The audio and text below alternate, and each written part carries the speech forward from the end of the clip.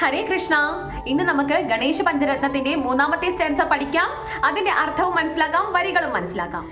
സമസ്തലോകശങ്കരം നിരസ്തദൈത്യകുഞ്ചരം ദരീദരോദരം വരം വരീഭവക്രമക്ഷരം കൃപാകരം ക്ഷമാകരം മുദാകരം യശസ്കരം മനസ്കരം നമസ്കൃതം നമസ്കരോമി ഭാസ്വരം. ഇപ്പോൾ ഞാൻ ഉരുവിട്ടത് ഗണേശ പഞ്ചരത്നത്തിന്റെ മൂന്നാമത്തെ സ്റ്റാൻസയാണ്. അതിന്റെ അർത്ഥം ഇങ്ങനെയാകുന്നു: പ്രഥമ പൂജനീയനായ ശ്രീ വിനായകന്റെ മുന്നിൽ എന്റെ പ്രണാമം ഞാൻ അർപ്പിക്കുന്നു. അദ്ദേഹം സമസ്ത ലോകത്തിന്റെയും മംഗളകാരിയാണ്. അദ്ദേഹം നമ്മുടെയൊക്കെ മനസ്സിലുള്ള മോശം ചിന്താഗതികളെ അകറ്റി നമുക്ക് നല്ലൊരു ചിന്താഗതി, അതായത് നല്ല ബുദ്ധി പ്രദാനം ചെയ്യുന്നു.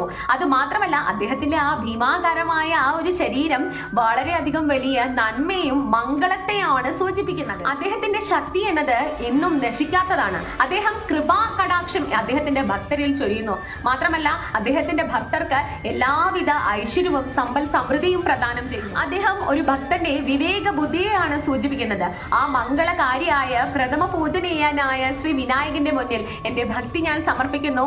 അദ്ദേഹത്തിന്റെ മുന്നിൽ ഞാൻ എന്നും എന്റെ ശിരസ് വന്ദിക്കുന്നു എന്നതാണ് ഈ ഒരു 4 വരിയുടെ അർത്ഥം.